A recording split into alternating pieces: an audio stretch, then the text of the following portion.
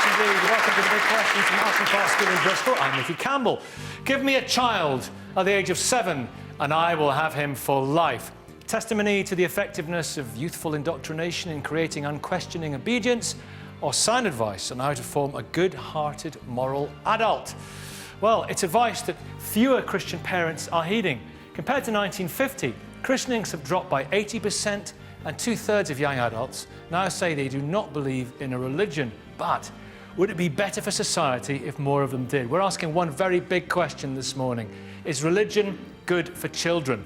To debate it, we have some distinguished scholars, teachers, faith leaders, and secularists. And they'll be encouraged by our very lively Bristol audience.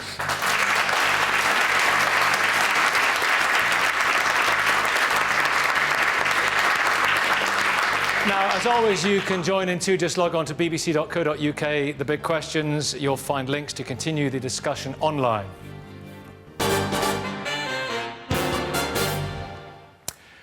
We did a bit of research about this Bristol audience. It won't be statistically representative of Britain as a whole, but it came up with some interesting results. There are Christians, Muslims, Jews, Hindus, Sikhs, people who believe in God but not a religion, quite a few people who are not at all sure, and others who definitely do not believe in God here today. But interestingly, not one of our believers was brought up outside of a faith.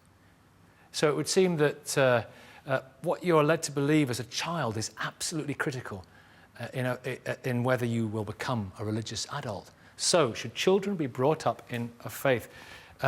Anthony Lampert, children have a kind of a period of magical belief, don't they, wherein they will believe anything. Are there dangers in that? Absolutely. Children are hardwired to follow their parents and it's a safety mechanism. They have to follow their parents. The parents will teach them all sorts of safety mechanisms. And they're undiscriminating at the beginning. And it's an extraordinarily effective mechanism to indoctrinate children, to close off some of the questioning pathways. And it can be extraordinarily harmful as well. Religion hardwired into children can actually stifle their thought processes later on. Can I object, really? I'd like to object both as a parent and as a rabbi. He's only just started. Yeah, but he's wrong. And it's not, he can't be allowed to get away with it, because surely, parents, it's appropriate to hand on the best of what you consider your social skills are. It could be music, it could be sports, and it could be religion, because religion ultimately is a force for good, both for the individual, giving them sort of a sense of personal worth and values, and also giving them a place in society. And your idea of religion is a sort of dinosaur religion, going back to tribal sacrifices. Religion's moved on, and religion at its best seeks to stimulate, to ask questions, and to look for the good of the child and society as a whole. At its best, religion certainly can have all those human attributes of sharing knowledge, of encouraging debate, of encouraging free thought. And I applaud you if you manage within your religion to succeed, to find a way out of the religious strictures, to succeed in that venture. And I think, in fact, there are a lot of religious parents who can do that, who succeed in opening their children's minds. Unfortunately, what I've experienced, and I've experienced personally, and seeing the effects of religion in the world, is that many children don't find a way out and don't see a way, don't see any pathway to explore the world properly without suffering huge difficulties within their own family of upbringing or their culture of upbringing. They are constrained by that. Yeah, so what you've got to do is distinguish between good religion and bad religion. We're here. Join us on a Sunday morning. Or the religion that is inclusive and welcoming and open to others, which is as much part of the But you say religion has moved on tremendously over the years. Has it? Yes, it has. It has. Every phase has contained both of those tendencies at each, and this is equally true of non-religious belief systems. There are aspects of religions, some people practice their religion in a very authoritarian and enclosed way, and there are some people who practice their religion in a much more open and welcoming way. So it's a spectrum in every faith and in every non-religious faith system. So the issue is, how can you understand being a committed person of any sort, for myself being a Christian, a committed Christian, for Andrew being a committed humanist, how can I understand that living alongside people who have other commitments and engage in that debate? You will find both aspects in each faith and non-faith. I'm interested in this idea as well of the neural pathways being very difficult to unblock later on in life. I mean, there's evidence. I sit on a children's safeguarding board where I work as a GP, and there's some very strong evidence that children, and this is slightly sideways, but it's evidence of the neural pathways. Children who are exposed to emotional abuse in childhood, if they're removed quite quickly, they can recover and put with different families. If you leave them for 3 or 4 years from a very early age, there's a level to which they won't... Can religion be a form of emotional abuse, then? This is outrageous. Wait. You might think it's outrageous, and you'll get the chance to say that in a minute. Let's explore it just a little bit. Let's tee it up and explore it. It's interesting. Do you think religion can be a form of emotional abuse? All forms of overriding abuse of power can be forms of abuse, emotional and physical. It doesn't just apply to religion. It just so happens that religion is one of the main forms and one of the most accepted forms within our society. And when many people say, oh, religion has moved on, certainly it's moved on. But there are all sorts of issues that people regard as mainstream that I would regard as quite horrendous. Cutting parts off children's genitals, for example. That's mainstream in this country. That's acceptable. Well, it's not one-sided for the child. For the child, it's their genitals. Is that a breach of human rights? Absolutely. Rania.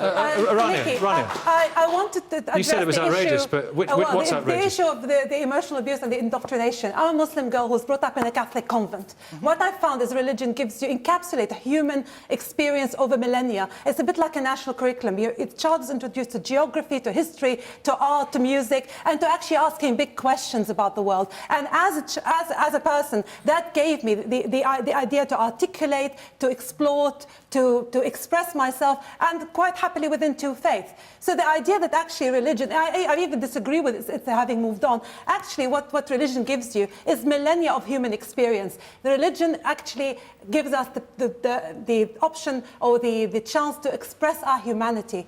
And yes, there might be some parents who are abusive or some adults who are abusive, but it is when the child is at its inquisitive best, is when religion allows that child to ask questions beyond itself. But what if the child says at its inquisitive best, I don't think this is the inerrant literal word of God. I think it was just something that was put together later on. That's fine, because Is that fine? Absolutely fine, because I speak as a parent of children who some of them have actually said, we might disagree with you and we want to disagree with you. But I think that's the idea, that it's not just exposing them to indoctrination or doctrine, or dogma. Religion ask of its adherents to question. All religions are of its adherents to question, and ask them to question big issues to do with metaphysics, their place in life. But that humanity has got it through millennia of religion. It's about time the humanists actually admitted to the debt they have to religion. All right, well, hang on a second. We're just over here. We'll be with you. But Andrew Coxon, you've been referred to twice by name. OK, I think we're talking about two different things. I think that Rabbi Jonathan Romain is quite right to point out that no parent can escape from, and in fact they shouldn't try to escape from, their obligation to their child. If they are part of a certain culture, they're bringing their child up in that way, they will use the best resources they have available to do so. And if I might That's a human right. Yeah, it is. Whether that child is a Muslim child or a Christian child or a Mormon child. Children to be described in that way, I think, is not necessarily the most useful terminology. Why not? Because because in the sense... I knew you would say that. Yeah, I know, that's why you said it. Well, there's a sense, let's be clear, in which, of course, very small children... I remember coming home from a school mock election and asking my mum, am I Labour or Conservative? And so there's some extent to which, of course, children are always going to associate... She said neither. But there's always an extent to which children are going to associate, with their parents to some extent. But as children grow and mature, I think it's the obligation of parents to be able to lay in front of that child the options that exist in the world and to equip them with the skills to make their own determinations. And I think you can provide a child with that sort of upbringing, whether you're religious or non-religious, in fact. But I think that's separate from what Jonathan is defending. Now, Reform Judaism, for example, to me would be a very good example of a sort of religion which resides very much in community and cultural feeling, whereas what Anthony is talking about is the sort of religious upbringing that would enforce certain codes, certain ways of thinking, certain doctrinaire and dogmatic ways of thinking. For example, if you had children who were raised in very exclusive brethren families, for example, then there's good evidence from studies of children who are raised in very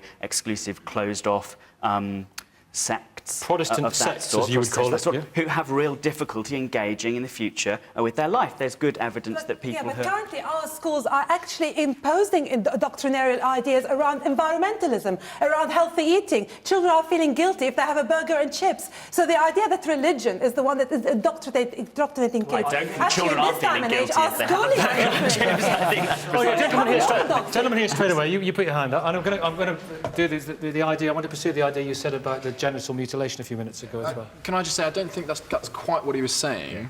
No. What he was saying was that parents have this sort of inherent inbuilt effect on their children, whether they're religious or non-religious. So that's going to be there anyway. What we need to do is accept that, I think, and then make sure that the religious education they get after that is good.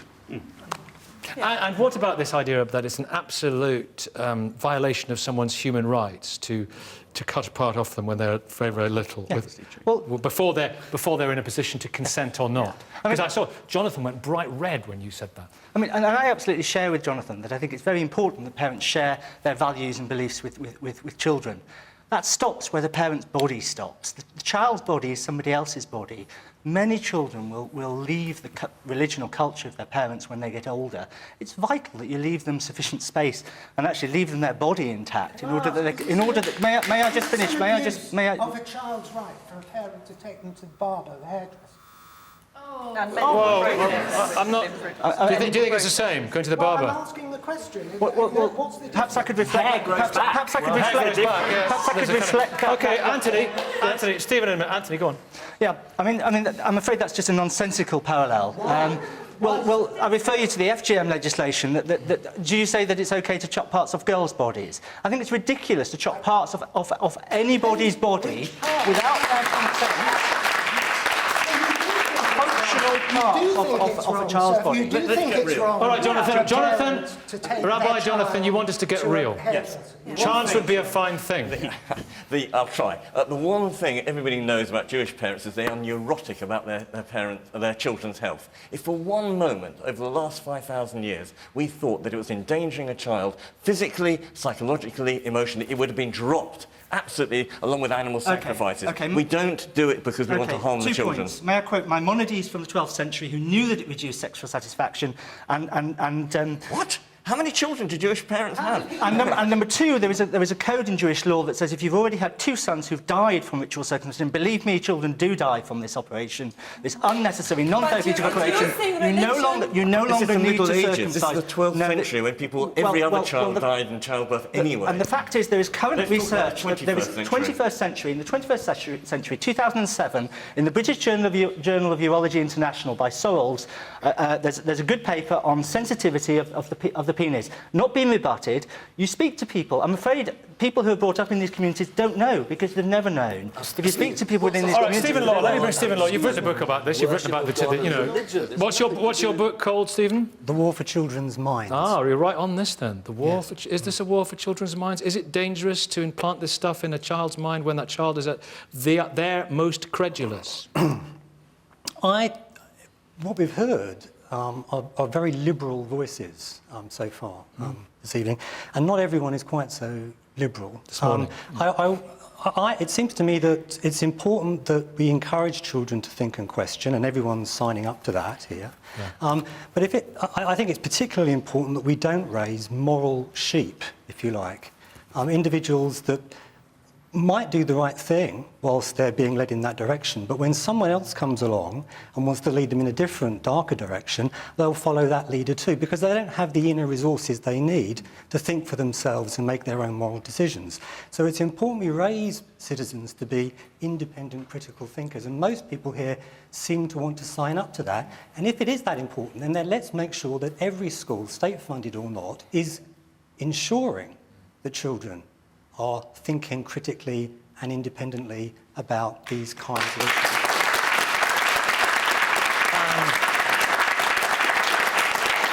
And are not being taught lies.